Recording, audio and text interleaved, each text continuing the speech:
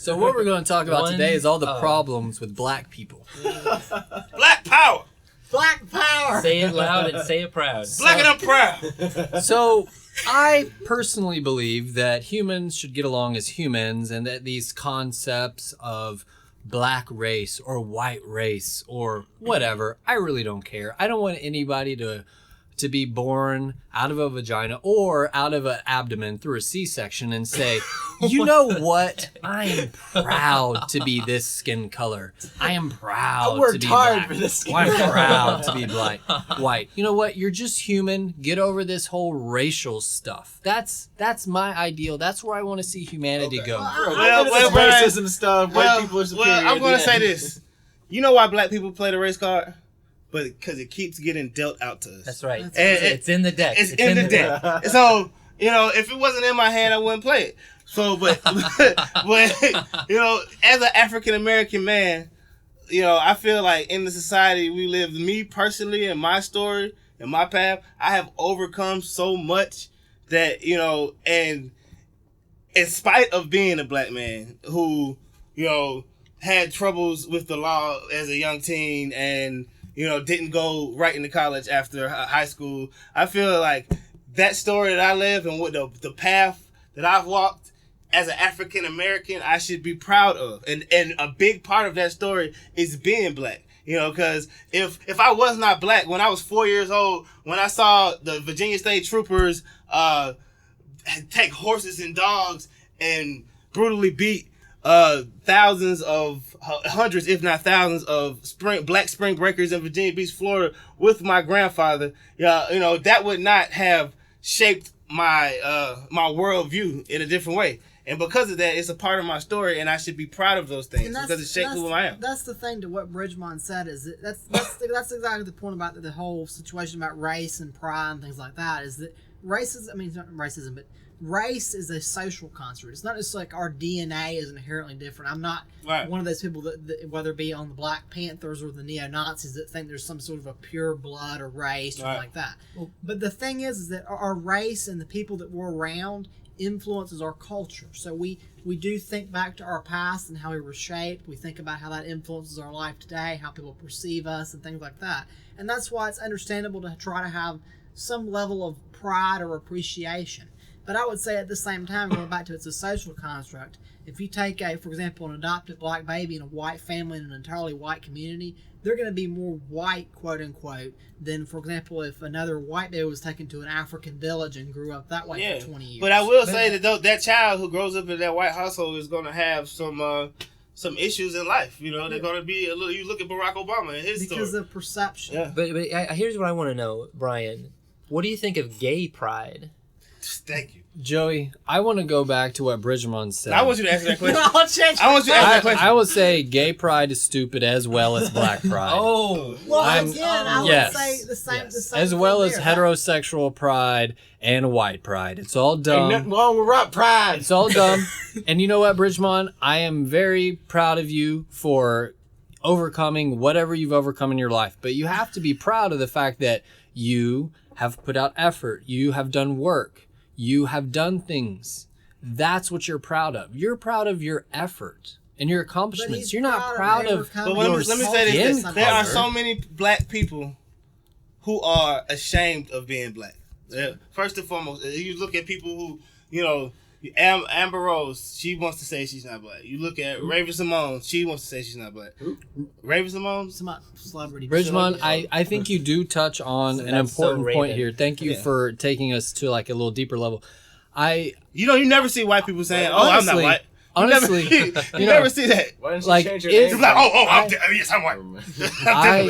I mean, honestly, as a white person, I will say that I am glad that, for example, I wasn't born as a black person just in the sense of, let's look at statistics. Statistically, if I just happened to be born as a black person in America, I might not go to as good of a school. If I was born a if black I was person, I born- might be in jail right now. Exactly. If I was I've just born been in as a black situations where I'm person- like, well, I probably would have got Exactly. searched if I was black. Exactly. Right. So And then they would have found that. and that is a legacy of slavery, of Jim Crow, of segregation, of all this stuff, like, so yeah, it does suck. And I feel bad if there really are black people out there who are ashamed of being black. I think that's just as silly and stupid. There have been studies in the 60s. They take a black child and they show Yeah, but them that's the a black 60s. child, and as you do it today, the studies are the same. You take a black child or a white child, you take a black dog and a white dog. You say which dog is the good dog, which dog is the bad dog.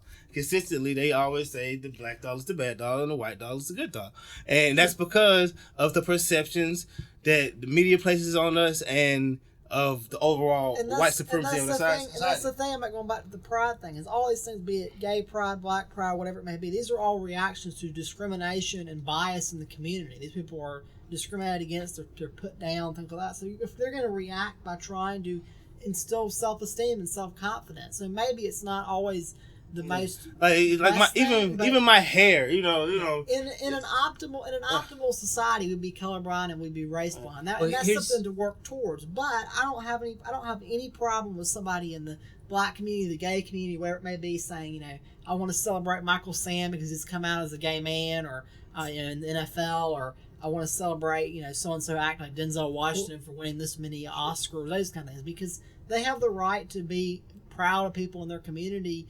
defying stereotypes and achieving things. Because it is hard. It's hard to be gay in America. It's hard to be black in America. It's hard to be Catholic in some places. So Jewish, whatever it is, and even if you look at Muslim. Caucasians, Hey, what about the Muslims? yeah, it's hard to be Muslims on Earth. So, but if you look, if I see an article that says, Muslim doctor wins award or something like that, I don't have a problem with that. I don't have a problem with pointing out that he's Muslim and he's accomplished something good, because otherwise you're just going to see a bunch of articles say Muslim terrorist blows this up, Muslim terrorist does it, you know what I'm saying? Yeah. So, I don't have a problem with saying, we have all this negative images in the media and in the culture about black people or gay people or Muslims or whoever it may be. But at the same time, we're going to counter that by pointing out, black author sells 3,000 copies in the first day, that kind of thing. Steen, I want to follow up with something you said. I think you touched on something very important when you said that it's a reaction to, like, when you see black pride, it's kind of a reaction to white power, to white supremacy. Yeah, exactly. Yeah. Sure, or white privilege is kind of a common thing that's a common phrase that's out there these days. So, It's all about It's putting a yourself society out we there. live in. It's not a phrase. Fine, okay. It's a real tangible thing. Yeah. whatever you want to call it. So, here's my thing though: is it a reaction? Is it really a reaction, or is it just a way of saying? When you say, like, I have gay pride, or when you say I have black pride, is it really saying I am proud that I am this way, that I was born this way, or are you really saying I'm not ashamed?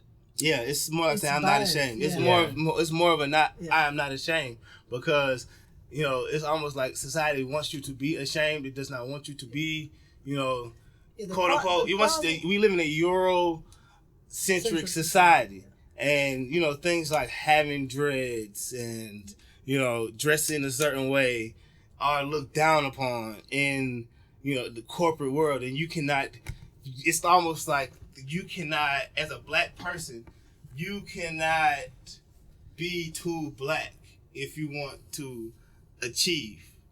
You want to achieve it at a high level. You want to be like a CEO of a company. Yeah, I you want to completely- be president of the United And States. this is the problem. This is the problem that I have, going back to the pride power thing. Is the issue that I have with people that engage in what's called nativism, which is where they're openly favoring another group, a black man person that won't interact with the white people because they don't like the things like that. You can't be biased and do the opposite of what you say you're against. You can't say you're discriminated against a black person and say you hate white people right. and you won't talk to them. Steen, I don't think I've actually agreed with so much of what you've said ever.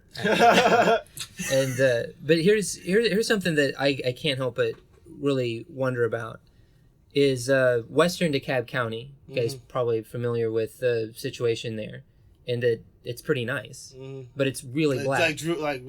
Like Drew Hills area? No, like west going out towards like Lithonia, towards Stonecrest, out towards Conyers. Towards Conyers. Yeah, it's middle class, but it's overwhelmingly African American. That's Eastern, but yeah, that's East Side. Oh, you're right. I apologize. That's right, East Side.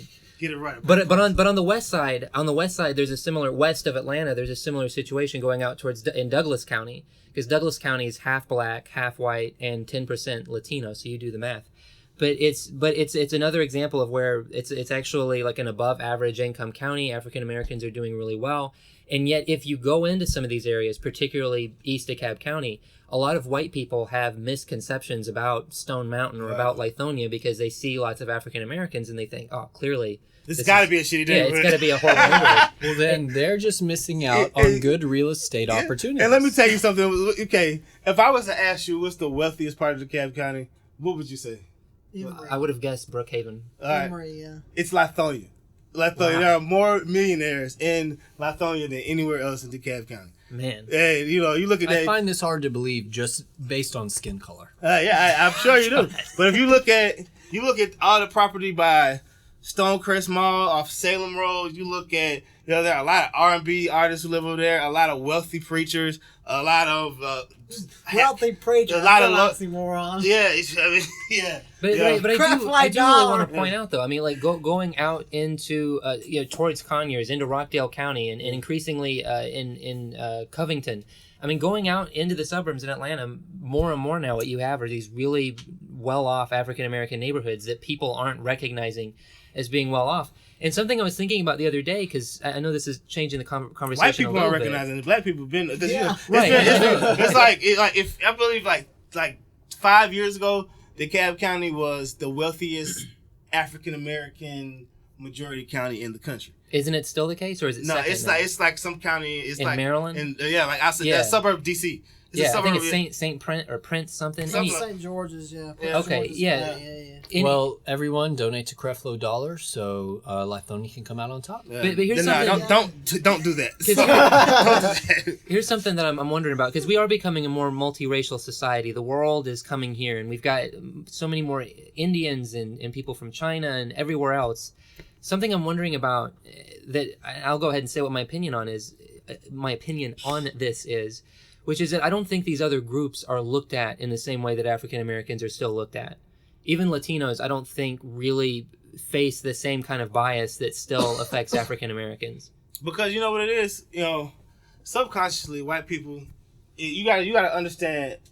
Would you really trust a group of people that you've done so much fucked up shit to over years? Yeah. You like subconsciously you think eventually these people gotta. You're like they gotta be ready to overthrow us. So they got I don't know if it's that, and I don't know if what you said about Latinos is necessarily true either. Here's the other thing too, though, is that we've had obviously mass discrimination against many other groups, be it Latinos, Jews, Irish, people like that, going on different periods in our country. But you have to remember that generally between Hispanic and of course all these little ethnic groups like the Polish and the Jews and all that, they still relatively look somewhat similar. But black skin is just such a visible thing. It's such a recognizable feature that you know when somebody's white and when somebody's black in most cases, and that's partially why it's much easier to turn into a target, let's say, because unless somebody's going around with a yarmulke on their head, how do you know they're Jewish? Do you really know? Can you just be openly biased or have an opinion right away if you see somebody? Because you don't really know. You might think the region you're in has a lot of views, but I want to get to Scott's point, because Scott said that he doesn't think, you think Latinos and African Americans have a similar experience in some way. I think it's different, but I think Latinos, that was the first thing Latinos, especially as undocumented immigrants, and as that's the perception that they have, whereas black people have more of like the criminal, like people see them as more like criminal, whereas illegal immigrants see them as hard workers, but fundamentally less of a criminal person. What I think but about, like black people are violent and about. Scary, but the Mexicans are all breaking the law and need to leave. Like that's kind of kind of a different kind of thing. But and it's what I would say too is that discrimination and racism and that are often caused by simple immediate reaction to strangers rather than somebody. A lot of times, if you get to know somebody, you'll basically lose your bias against them as long as you get to know them as a person. Well, we've been here for 400 years. We're not gonna get used to it. Yeah, but dude, no, man. Where I grew up in a super white little suburb in Ohio, dude. Like, that's the thing. That's what I'm saying. Right outside of Cleveland, though. There was like one black person in my school, and she was the daughter of a football player. So like everyone was cool with them. And you talk about the visibility factor. That's what I'm saying. I'm saying when somebody walks on the street and they see an African American man, by himself, they're going to have certain thoughts, be them good or bad, but most often quite And whether bad. they be black or white Yeah. or Hispanic. When you see a white person walking in the street, what do you think immediately? So you follow what I'm saying? It's all about these implicit And first it's thoughts. perception. If you look, a lot of things that are believed to be about African American males in particular are simply not true. Like if you look at the college dropout rates or in the high school dropout rates and the continuing education rates, they're actually going up, and crime rates are going down. White on white crime is steadily increasing. Black on black crime is steadily decreasing. But if you look in the media, there's always this deflection every time black people want to protest. It's always let's look at this individual. Let's find something about him. Oh, he used to skip class and smoke weed. Oh yeah, he had no business walking through the neighborhood with those Skittles. Oh my God, there's always a justification for the wrong that is done. And then when you have a white person shoot up an elementary school, they're a troubled child. Yeah, they need medication. And when a Muslim does it, it's terrorism. Exactly. So I just want to close this out. Black kids, white kids, homosexual kids, transgender kids, don't be ashamed. You are a special. But don't be proud. But don't be proud. Because your proudness, as we've learned, is really just a way of saying you're not ashamed. So just don't be ashamed. What the heck? Oh God! You know what I learned? Right. We need poor people to start having poor pride, so we can start fighting Magna Carta. Nah, fuck that. We need poor people who want to aspire not to be poor anymore. I get on my Damon Dash shit. Oh my God!